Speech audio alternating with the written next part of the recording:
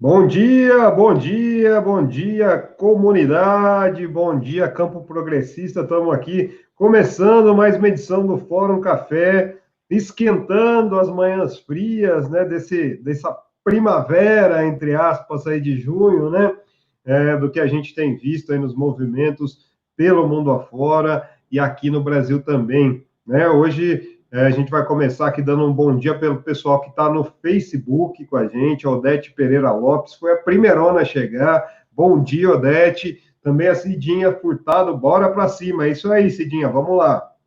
Rosângela Carvalho Ribeiro, Arlete Lacerda, também o Ângelo Panebianco, né? Vamos colocando no lugar de onde vocês estão mandando esse bom dia, pessoal, para a gente mandar bom dia aí para a região de vocês, tá bom? Pessoal chegando aqui no YouTube também, youtube.com, barra Fórum Revista da Fórum, né? Maria Aparecida de Barro, bom dia, Maria Aparecida, Inês Nascimento, bom dia, comunidade. Nosso grande amigo, parceiro aqui, o Rogério Matucci, bom dia, Rogério. Débora Rodrigues também, a Rosimari Sartori de Irati, no Paraná, o Eduardo Leforte, Eliane Rimoli, o Eduardo Leforte que está falando que está de Piracicaba, aqui no interior de São Paulo, né? Mais para o interior aqui, eu estou no interior também, viu, Eduardo? Eu estou em Jundiaí, estou a caminho de Piracicaba. Pessoal, vamos dar likes aí, dedadas, vamos compartilhar o conteúdo aqui da Fórum, lembrando sempre, ó, vamos apoiar, né, a mídia alternativa, vamos apoiar a Fórum, torne-se sócio da Fórum. Ao tornar-se sócio da Fórum, você tem praticamente como um presente, porque o desconto é bem alto aí, né? Você tem esse curso do professor Denis de Oliveira sobre racismo estrutural. Para esse momento que a gente está vivendo, é um curso essencial, né? Para a gente compreender um pouco mais tudo isso que está se passando no mundo, e não só nos Estados Unidos, mas que isso já repercutiu para o mundo. Hoje tem uma fala do Papa que a gente vai falar aqui também, e eu vou dar um bom dia para ela, Eliane Almeida. Tá por aí, Eli? Eu tô. Bom dia. Bom Bom dia. De dia. Olha, blusa hoje. hoje eu estou o quê? De jaquetinha, porque em Santos, enfim, esfriou um pouco. Então estamos aqui num clima mais ameno, menos quente, né? Pelo menos na cidade. Tá mais friozinho agora. Hoje tem bastante assunto, né, Eli? Menino, hoje a gente tem uma pauta extensa, né? Hoje a gente tem uma pauta bem extensa. E vamos lá ver sobre o que a gente vai conversar hoje. Bom, Alexandre Moraes conversa com Bolsonaro e libera inquérito das fake news a investigados. Em decisão nessa terça-feira, dia 2, o ministro Alexandre de Moraes, relator da investigação sobre a milícia digital que propaga fake news e faz ameaças a quem considera inimigos de Jair Bolsonaro, permitiu que os advogados dos investigados tenham acesso ao inquérito sigiloso. Vamos ver como é que eles vão fazer com essas informações, né? É direito deles de saber o que está dentro do inquérito, mas vamos ver como é que eles vão manipular, utilizar essas informações. Bolsonaro volta a defender a milícia armada. Enquanto o mundo protesta contra o racismo e a brutalidade policial, levando a uma série de conflitos nos Estados Unidos e em outros países, o presidente Jair Bolsonaro voltou a defender o armamento da população nessa terça-feira. A gente sabe muito bem quem é que vai ter as armas e quem é que vai ficar desarmado nessa briga, né? Justamente. O MP de Bolsonaro quer suspender investigação de Flávio. Gente, ok, eu comento isso depois. A procuradora do Ministério Público do Rio de Janeiro, Soraya Taveira Gaia, emitiu um parecer em 12 de maio deste ano pedindo a suspensão da investigação sobre o esquema de rachadinha no antigo gabinete de Flávio Bolsonaro, do Republicano do Rio de Janeiro, na Assembleia Legislativa no Rio. Vamos ver como é que isso também se desdobra, né, Plínio? Vamos ver. Hacktivistas divulgam supostos dados do Silvio Santos, minha gente. A gente falou do Silvio Santos semana passada, da ligação dele com o governo militar, né, com a ditadura militar. Vamos ver. O perfil hacktivista Animal Cards, que se identifica como no Twitter oficial do Anonymous Brasil, na rede, vazou dados de cartões de créditos atribuídos a Silvio Santos, dono do SBT e apoiador de primeira hora de Jair Bolsonaro na madrugada desta quarta. Então pensem, as pessoas não dormem. Moro é rejeitado em atos pró-democracia. Apesar de seus posicionamentos contra o governo de Jair Bolsonaro, o ex-ministro Sérgio Moro ainda não tem espaço para participar dos movimentos pró-democracia que têm ganhado força nos últimos dias. Os articuladores apontam um possível constrangimento se Moro se juntasse aos grupos, destacando que há diferenças irreconciliáveis com o ex-juiz. O Papa condena o pecado do racismo. Em saudação aos fiéis em inglês na manhã desta quarta-feira, hoje, o Papa Francisco condenou o pecado do racismo em referência aos atos ocorridos nos Estados Unidos e que se espalha pelo mundo, depois da trágica morte de George Floyd. Eu queria saber depois, e a gente pode discutir, se a igreja realmente se arrepende do processo da escravidão, porque se tem alguém que foi muito responsável por tudo que está acontecendo hoje, essa instituição é a igreja. E a ditadura Bolsonaro e os 30 mil mortos pela Covid. Nessa terça-feira, dia 2, o Brasil bateu a triste marca dos 30 mil mortos por Covid, número que mantém o país entre os países mais afetados pela pandemia do coronavírus até o momento. E, Plínio, isso parece que foi uma promessa, né? Uma previsão que o próprio Bolsonaro fazia em 99. Pois é, batemos a meta. E agora? Isso aí, ó, a gente nunca pode falar que o Bolsonaro não cumpre com as promessas dele, viu, Eliane? Mais uma que ele está cumprindo, e a gente vai falar disso aí no final, vamos mostrar esse vídeo também, relembrar esse vídeo, na verdade, que ele é de 1999, mas rodou muito na campanha, e agora volta à tona com essa triste realidade que a gente está vivendo, né? E é esse o tema do nosso programa, inclusive ele fala, né, se vai morrer alguns inocentes, tudo bem. É assim que a gente tem sido tratado hoje, agora, diante da pandemia do coronavírus. Mas vamos lá, né, vamos falar um pouquinho do Alexandre de Moraes. O Alexandre de Moraes, pessoal, que é o relator aí dessa investigação, que ele próprio, não somos nós que estamos dando esse nome, ele próprio diz que é a milícia digital, que atua aí em prol do Bolsonaro. Inclusive, eu acabei de subir uma nota lá, que é interessante, que tem um pessoal lá de São José dos Campos, minha querida São José dos Campos, morei por 4 anos lá, adoro a cidade. Eu adoro São José é lindo. Uma cidade maravilhosa. Mas todo lugar tem bolsominion, né? É igual capim, né? E lá tem o pessoal do movimento conservador, que a Constança Rezende, que é jornalista, filha do Chico Otávio, do grande Chico Otávio, do Globo, ela soltou no portal UOL, né, esse vídeo que faz parte do inquérito lá do Alexandre de Moraes, de um pessoal do movimento conservador falando, tiro no sapão. Esse sapão nada mais é do que o Gilmar Mendes, né? Então as ameaças veladas aí continuam. E em relação a essa decisão do Alexandre de Moraes, tem todo um contexto, né? A gente precisa sempre contextualizar, e é isso que a gente gosta de fazer aqui no Fórum Café, que a gente gosta de fazer aqui na Revista Fórum. O Alexandre de Moraes teve uma conversa com o Jair Bolsonaro, né? Ontem, o Celso de Mello, o Moraes, eles participaram de uma videoconferência, e junto com o Bolsonaro, aberta, junto com o Barroso, inclusive, que pregou a harmonia dos poderes. E depois parece que houve uma conversa direta aí do Moraes com o Bolsonaro, que resultou nessa decisão de liberar o inquérito das fake news aos investigados. Uma questão interessante, né?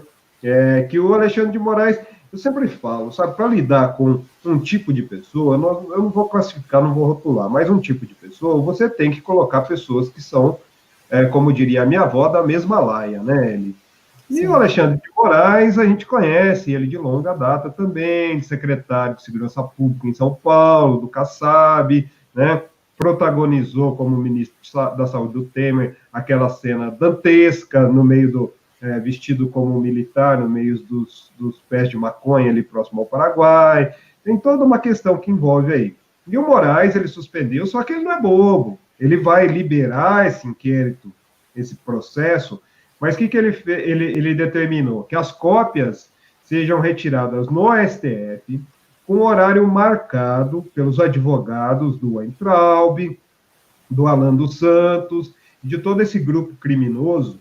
Grupo criminoso, quando eu falo isso, é que está no inquérito, tá? Eu só estou reproduzindo o que está no inquérito. Milícia, grupo criminoso, né? Eles vão ter que ir lá e cada um deles vai receber esse inquérito com uma marca d'água, identificando quem está recebendo esse processo. Porque o processo é sigiloso. Então, o que ele está fazendo? Ele está segurando que essas pessoas que vão vazar, eles vão pinçar informações para vazar, né? Só que isso aí, se der o famoso rasgadinho que aparece no jornal, né, na Globo, que eles projetam... São os trechinhos selecionados, né? Então, vai aparecer ali quem vazou isso. Então, o Moraes está tá ainda com as rédeas nesse processo, que eu acredito que é o processo que o Bolsonaro mais teme. Porque pode resultar não só na cassação da chapa, né, no impeachment dele, mas como na prisão dos filhos dele. E é isso que ele mais teme, porque a prisão dos filhos dele nada mais será do que uma consequência das ações criminosas que ele fez com que os filhos fizessem, ou que ele impulsionou, ou que ele não fez que não viu. Ele respaldou, ele com certeza respaldou. Sim, que levou ele para a presidência, né? Só isso.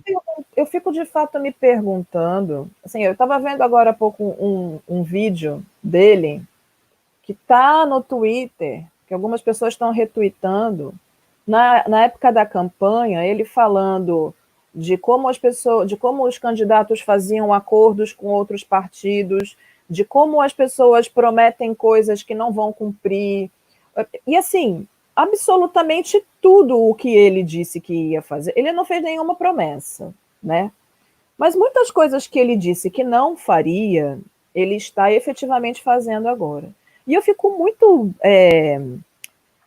não é nem surpresa, e também chocada, eu vou continuar ficando chocada, com a forma com que as coisas são organizadas em relação aos filhos dele.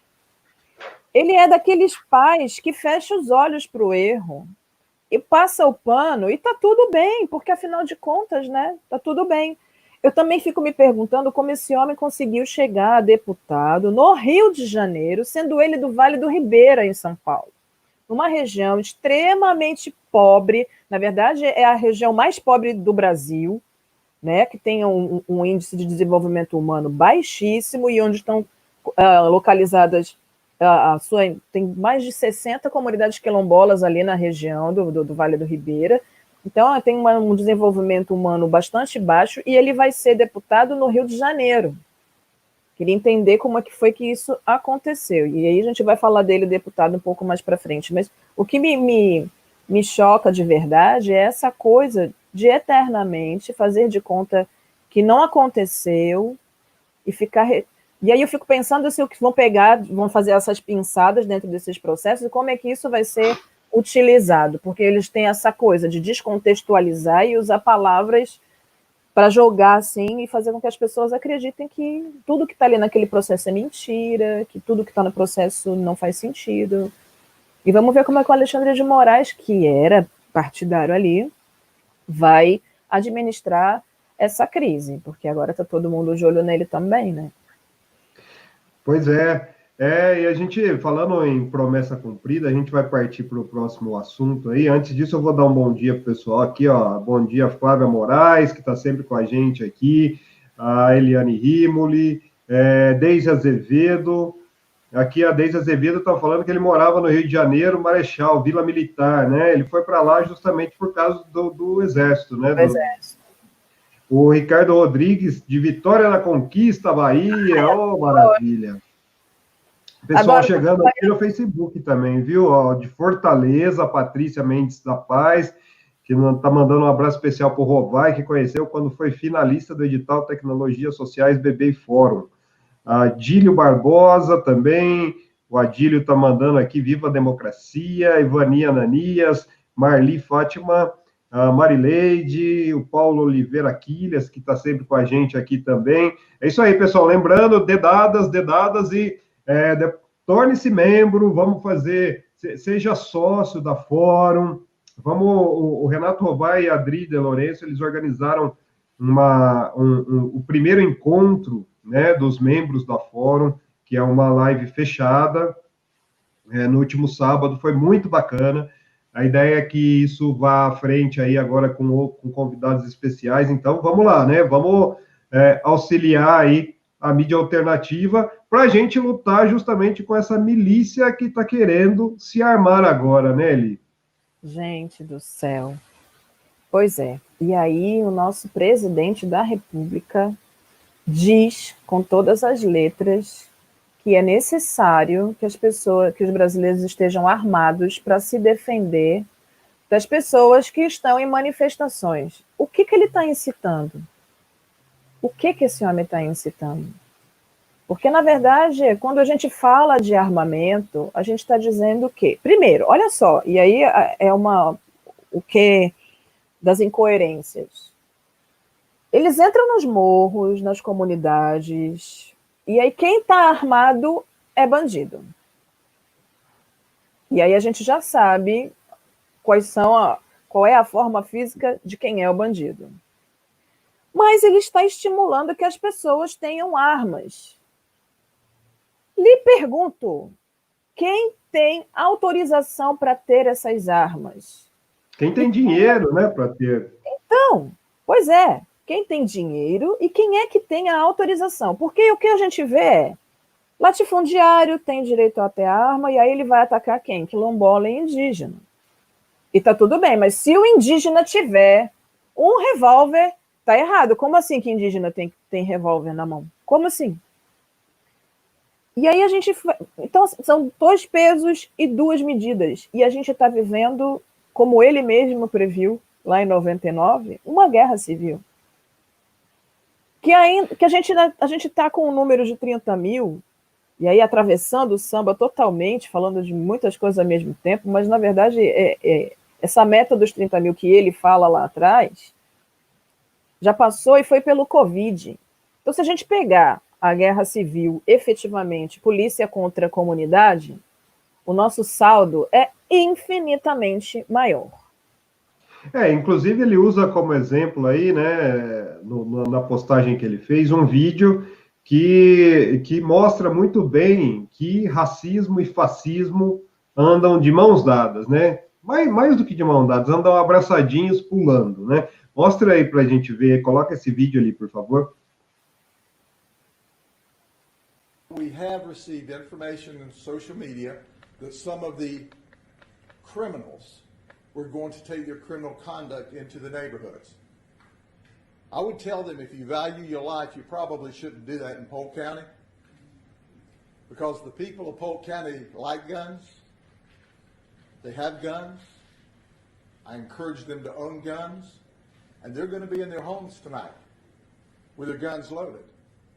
And if you try to break into their homes to steal, to set fires, I'm highly recommending they blow you back out of the house with their guns. So leave the community alone.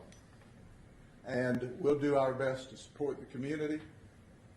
But ladies and gentlemen, make no mistake about it. Pois é. Esse senhor aí com essa cutis, né, límpida, né, que está falando, nada mais é do que um capitão, né, um delegado, né, eles chamam de xerife lá nos Estados Unidos, né, de uma cidade da Flórida, incitando a população que tem armas a atirar nos manifestantes. E quem são os manifestantes? Quem participam dos atos nos Estados Unidos? É só fazer essa ligação, pessoal. É isso que está acontecendo, né? O racismo e o fascismo, eles caminham de mão dadas. Inclusive, tem um negro no fundo ali que deve cumprir a mesma função do Hélio Bolsonaro, né? Para legitimar isso. Quando eu vi a imagem, eu falei, eles continuam fazendo o jogo. E eu fico muito triste por este homem negro estar fazendo aquele papel, porque ele sabe que ele está fazendo aquele papel. Mas a gente não sabe o que ofereceram, ou o que há por trás daquela presença negra, porque aquela presença ali está ali para legitimar esse discurso. E é triste perceber, na verdade, como a lógica permanece, né? A lógica permanece.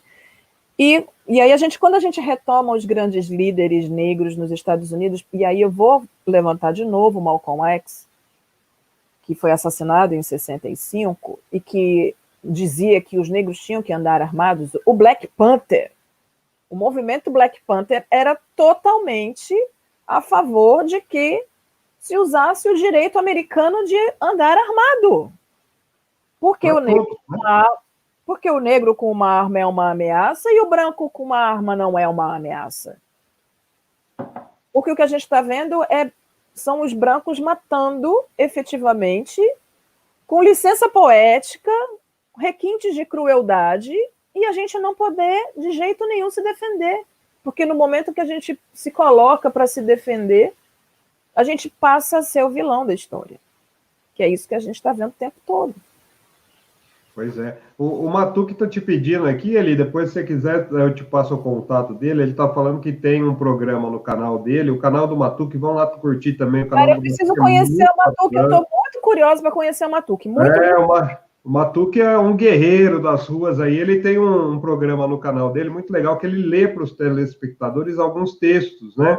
E ele está pedindo recomendações para você de leitura como importantes neste momento quanto ao tema racismo, tá? Okay. Aí depois vocês falam aí. O Paulo Oliveira Aquiles aqui está falando também que, infelizmente, você não atravessou o samba não, a hora que você falou, né? O apontamento dele nada mais é um desejo, mesmo conseguiu no dia de ontem. A gente vai falar disso, viu? 30 mil mortes, né, Paulo? Também o Josimar Gomes, que está falando lá de Teresina, no Piauí, quando a gente vê aquela cena da senhora com o taco de beisebol e o policial militar escoltando a mesma, que vergonha. É isso, né? O tratamento é diferenciado. É isso que a gente tem falado muito aqui, tem batido muito nessa questão. Por exemplo, passando para o nosso próximo tema, que existem dentro da própria estrutura das instituições, como o Ministério Público, pessoas como a senhora, eu vou pegar o nome dela aqui, completo, que eu gosto de dar nome aos bois, sabe, Eli? Eu não gosto muito de ficar, porque... Não, vamos falar. É a senhora... Eu estou abrindo aqui a matéria, que é uma matéria que a Luísa fez para a gente aqui. Soraya Taveira Gaia. Essa procuradora, né, do Ministério Público do Rio de Janeiro, ela pediu a suspensão das investigações contra quem? O Flavinho Bolsonaro. Esquema de rachadinha, sabe? Porque você lavar dinheiro na milícia, né? Essas milícias que controlam o tráfico, né? Porque quem morre na guerra do tráfico a gente sabe quem que é. Mas vamos suspender. É a mesma procuradora, a senhora Soraya Taveira Gaia, que no início das investigações quis de todo jeito que fosse para o fórum privilegiado esse processo e tirasse do Ministério Público do Rio de Janeiro, né? Ela não tem nada a ver com o processo, nada a ver, né? Ela não tem nada a ver com o grupo que investiga esse grupo criminoso, né? O grupo de procuradores que investiga esse grupo criminoso ligado ao Flávio Bolsonaro, que tem o senhor Queiroz, que tem o senhor Adriano da Nóbrega, né?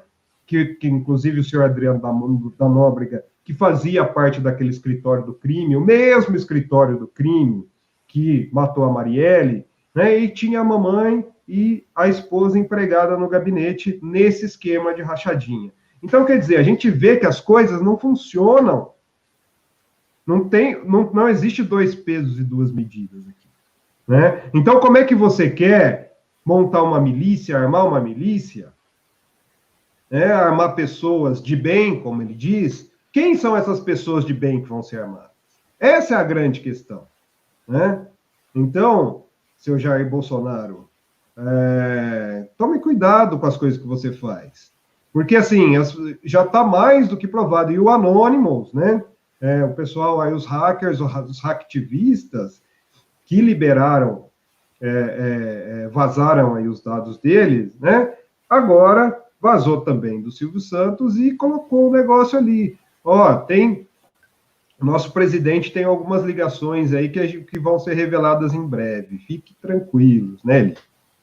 Essa questão com o Silvio Santos, eu volto a pensar justamente que como o Bolsonaro conseguiu afastar a grande mídia de perto dele, né? Ele atacou, e aí quando ele percebeu que porque aí a Globo e a Folha retiraram os seus jornalistas, então agora no cercadinho quem está lá no cercadinho todo dia de manhã são só os apoiadores, que estão ali eternamente para só massagear o ego dele, e aí alguém, que pode ser o Carluxo, com sua câmera, seu celular, ou alguém, sei lá, quem pode ser, porque a gente não sabe mesmo, faz os vídeos e posta nas redes sociais como se ele estivesse tendo um monte de apoios. Mas aquele espaço que era da mídia, agora não está mais lá.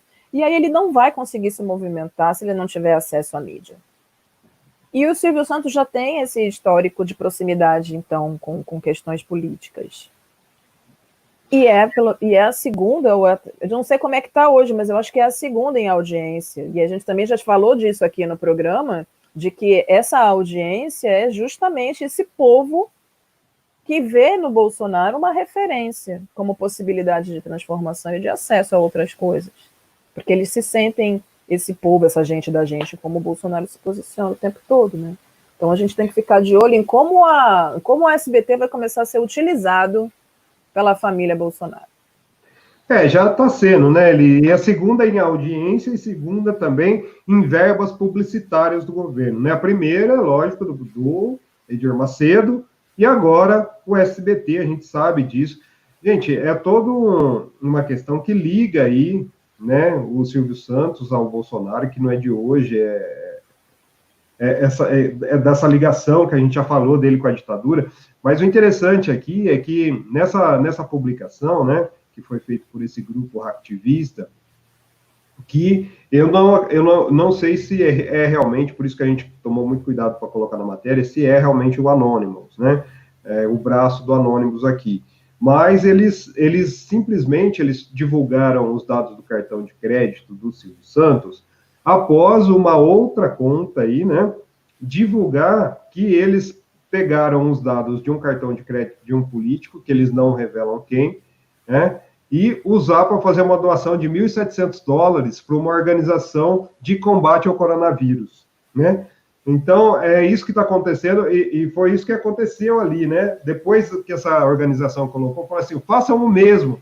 Esse pessoal ligado ao Anonymous, né, a esse perfil, foi lá e vazou os dados do Silvio Santos, que dá para ajudar muita gente, né? Tem muita gente, inclusive os funcionários dele, lá no Rio de Janeiro, tiveram 2 que morreram de coronavírus, na sede da emissora no Rio de Janeiro, que foi considerado um epicentro, um pequeno centro de contaminação do coronavírus. Então, nem isso ele faz, nem o dever de casa ele faz, né?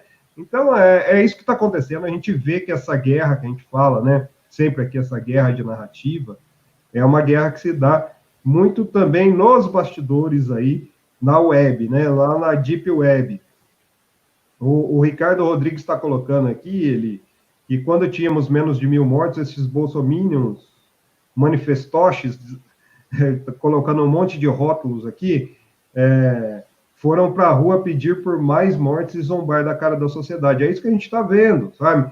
Agora, o Silvio Santos tem toda uma conduta ali também de apoio ao governo. Lembrar que ele tirou um jornal do ar, né, o jornal do SBT do ar, cancelou a edição, porque o senhor Jair Bolsonaro não gostou da cobertura em relação à reunião.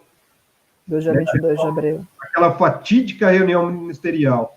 Então, a gente vê como é que funciona tudo isso, né? E vamos aguardar aí as cenas dos próximos capítulos do Carrossel do Silvio Santos. Oba! A gente...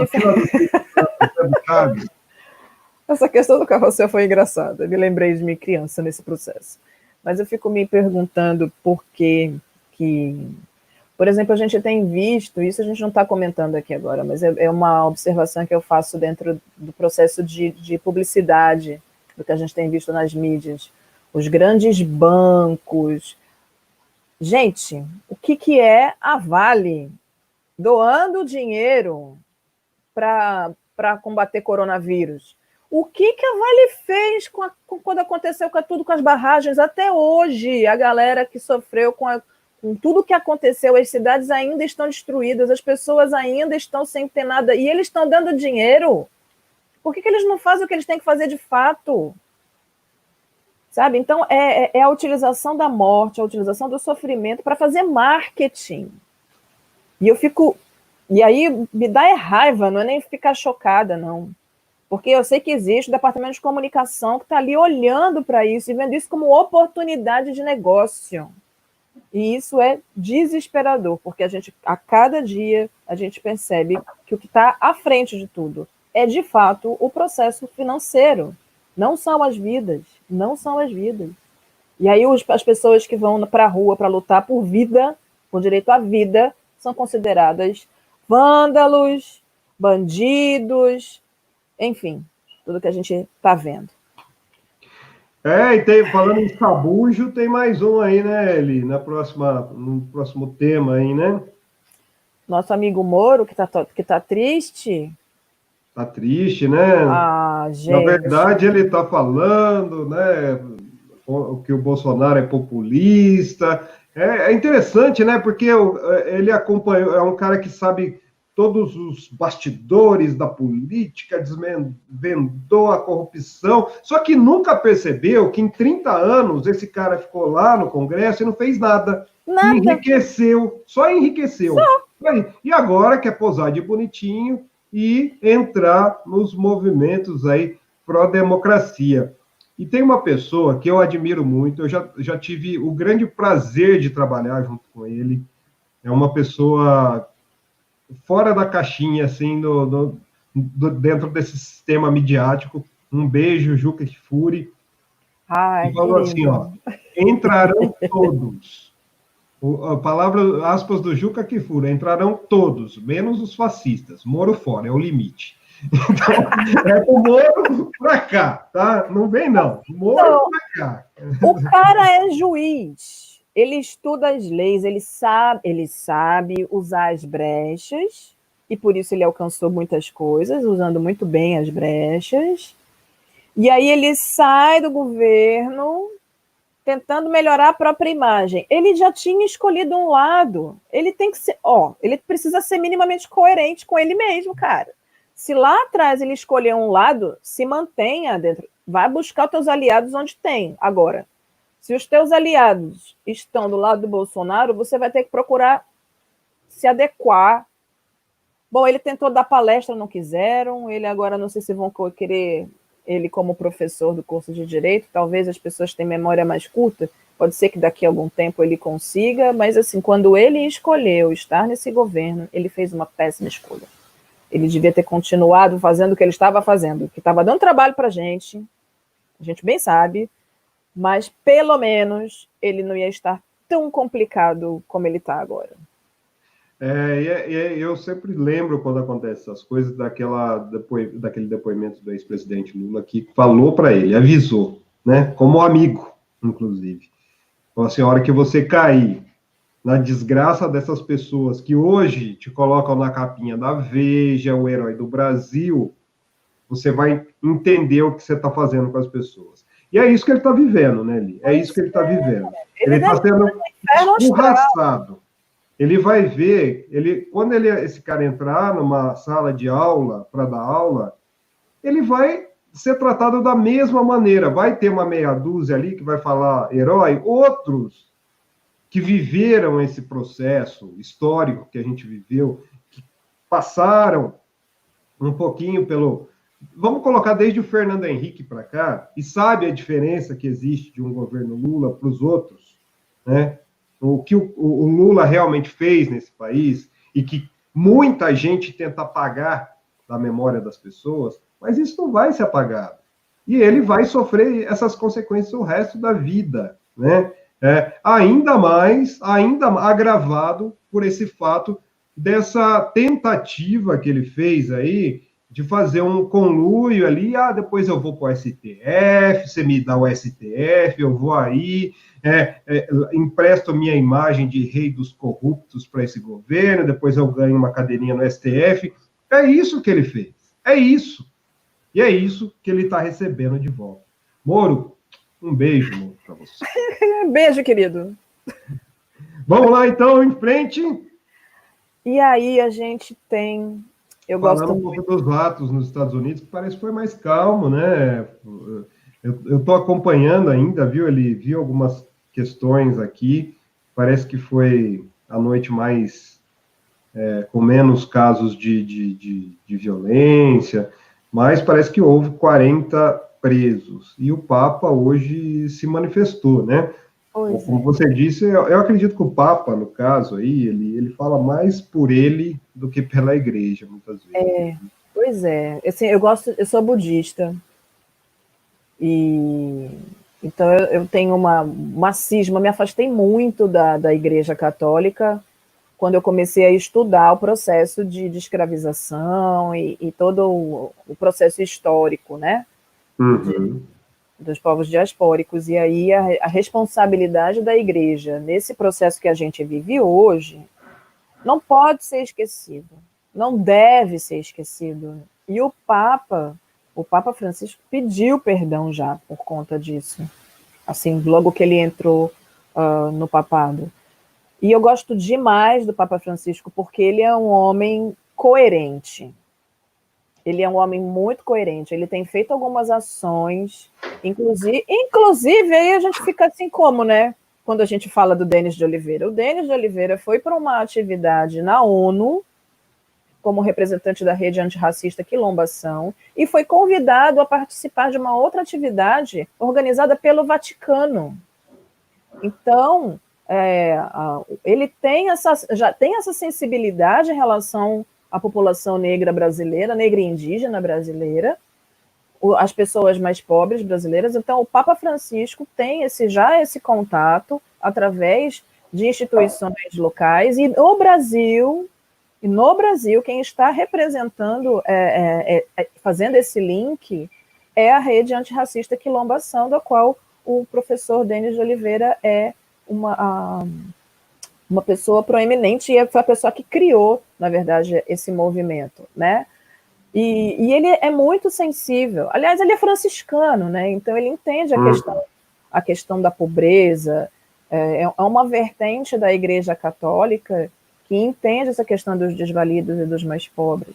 E a gente também não pode esquecer a importância que algumas vertentes da Igreja, na época de ditadura, tiveram a importância no processo todo de cuidar daqueles que estavam fugindo da polícia, de ajudar no processo dos exílios. Então, se a gente pensar, não que morde a sopra, mas talvez um processo de conscientização de sua culpa nos processos sociais do mundo hoje, né? O que eu acho mais interessante em relação a esse comportamento do Papa, né, é que ele sempre foi assim, né? O homem Jorge Bergoglio, né? Ele é assim, ele era assim, né? Ele lutou contra a ditadura na Argentina, ele sempre teve essas posições, e é por isso que ele é tão combatido dentro da própria estrutura, né? Então ele disse hoje, né, que não podemos tolerar ou fechar os olhos a qualquer tipo de racismo ou exclusão. E ele pontuou essa questão dos atos, né? E é o que você falou, de uma forma muito consciente, que a violência das últimas noites é autodestrutiva, porque isso vai estar sendo usado contra os próprios atos, né? E nada se ganha e muito se perde. A gente entende todo o contexto que envolve isso, mas ele tem razão no que ele diz, né? E eu acredito que ele, nessa posição que ele ocupa hoje, principalmente diante de um cenário onde o cristianismo é usado novamente como um fator opressor, seja racialmente, seja de forma fascista, como é usado no Brasil, é um contrapeso nessa balança, porque eu imagino se tivesse alguém mais alinhado, por exemplo, o Bento, né? O Bentão, que já tem um histórico mais alinhado ao conservadorismo. Então, o Papa, ele fez, inclusive, uma oração junto com a Igreja de São Paulo em Minneapolis, né? Pela alma de George Floyd e todos os outros que perderam a vida por causa do pecado do racismo. É um ato louvável. Os atos lá nos Estados Unidos, eu estou apurando, parece que houve 40 presos em Nova York. Então, existe também uma escalada de repressão, mas parece que foi mais ameno essa noite aí. Eu vou dar uma apurada melhor e a gente solta na edição da Fórum, nas próximas horas aí, como é que foi isso, né, Eli?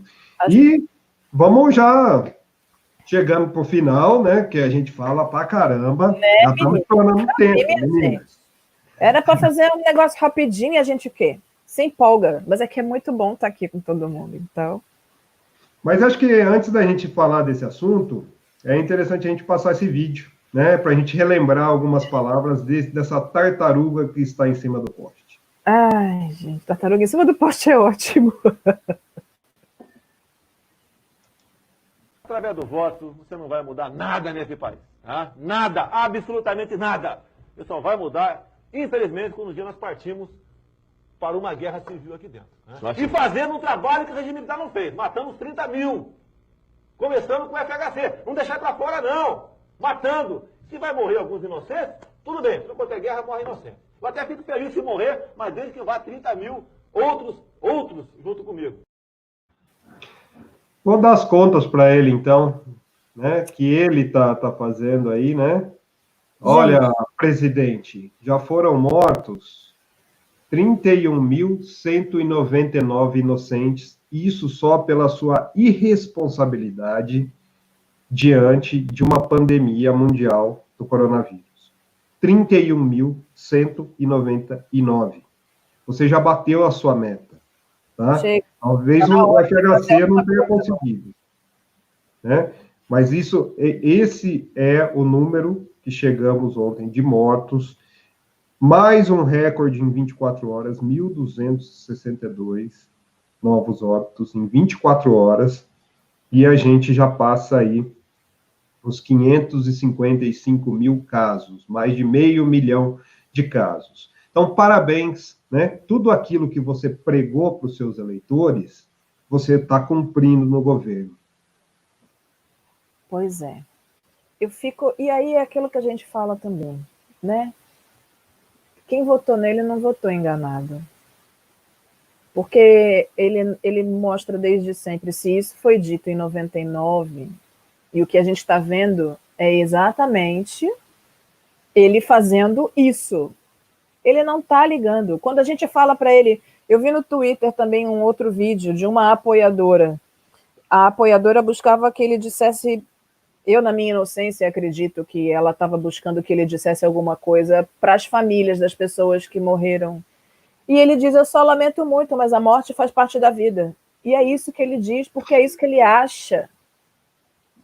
Então, quando eu subi no caminhão aqui em Santos para gritar ele não, ele nunca, eu tinha certeza que ele ia mirar na gente. Como ele está mirando nos estudantes das universidades públicas para desconstruir tudo. Olha, uma coisa que pouca gente está falando. O MEC, por ordem do nosso ministro da Educação, retirou de todas as áreas das humanas as bolsas de estudo de mestrado, doutorado, pós-doutorado e iniciação científica. Então, existe um desmanche que é de dentro para fora. E as mortes que eu estou falando não é morte intelectual, é o que Sueli Carneiro chama de epistemicídio. Então, a gente está falando de muitas mortes. A gente está falando de 31 mil pessoas mortas que estão notificadas. Pensemos na subnotificação ainda. Então, a gente já bateu essa meta. A gente falou aqui no programa também há alguns dias que provavelmente a gente tenha mais de 70 mil pessoas mortas já pelo Covid. Então, o que E uma outra questão que a gente pode destacar nessa fala dele, de 1999, é o mesmo apreço que ele demonstrava pela democracia, ele demonstra agora. Pois né? é. Desde quando ele foi eleito contestando os próprios votos que ele elegeu. E agora caminha, né, a passos largos aí na tentativa de instalar uma ditadura. Tá né? pronto, é esse o projeto dele. Ele só não quer deixar de ser presidente. Então, assim, não pode ser um... ele está colocando todos os militares ali perto dele para ele conseguir esse apoio que ele já tem, me parece, né? Que ele já tem o apoio das armas, se bem que ele ali dentro tem só exército, ou a maioria é exército. Então a gente tem pelo menos mais 2 armas que a gente pode pensar, talvez, que exista alguma resistência a entender quem é este homem na presidência da República.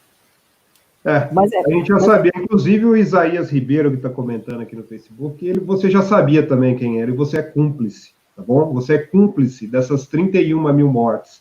Todo mundo que foi lá e votou 17 é cúmplice dessa política, tá? Ninguém pode alegar ignorância quando esse homem faz o que ele está fazendo, de armar a população, de construir milícias, de promover essas mortes numa política genocida, de não dar auxílio para as pessoas. Vem falar para mim que R$600 é auxílio, não. Tá? O Paulo Guedes já falou que daqui só tem dinheiro para mais 3 meses a R$200. É esse valor que eles queriam dar, sabe? Então vamos botar a mão na consciência e assumir que o que vocês colocaram lá, vocês sabiam o que era.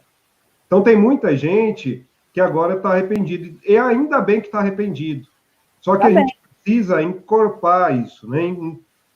Fazer com que essas pessoas tomem consciência de que essa pessoa que está lá é uma pessoa que leva o país a uma política genocida, né? É uma necropolítica que ele já anunciou lá que ele queria 30 mil, e ele já superou isso. Isso a gente está falando de Covid, pessoal. Se a gente for pensar em indígenas mortos, em mortes na periferia pela polícia, né? É uma infinidade. Então, são tristes esses números, esses dados, e, por incrível que pareça, o Brasil é um dos poucos países no mundo onde a curva está ascendente, com tudo, ou com o plano de sacrifício, como disse o Átila Marinho, sendo colocado, sendo tocado a toque de caixa e abrindo comércio. Vai ser complicado, viu, Eli? Vai ser complicado. A gente vai relembrar o que a gente está falando aqui, daqui 2 semanas, essa reabertura do comércio, o que vai causar nessa pandemia e nesse surto que vai ter aqui de casos de Covid no Brasil. Pois é, eu morando numa cidade de Porto, a gente tem visto aqui um aumento absurdo da quantidade de casos.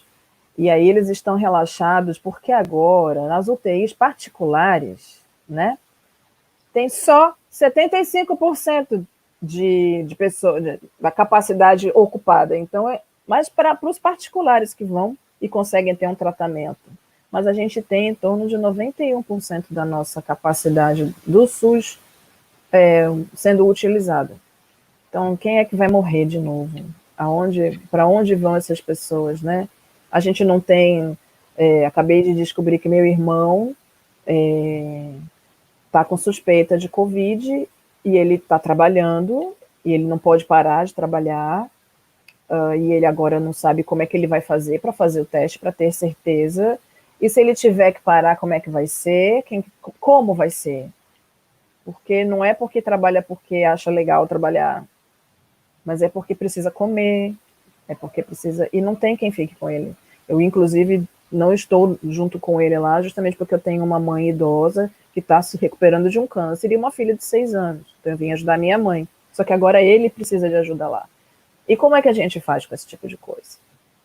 Né? Eu não sou uma atriz de sucesso que colocaria a minha empregada para ir cuidar do meu irmão, já que ele está doente, sem se importar de que essa pessoa também ia ficar doente, não é? Então, é isso.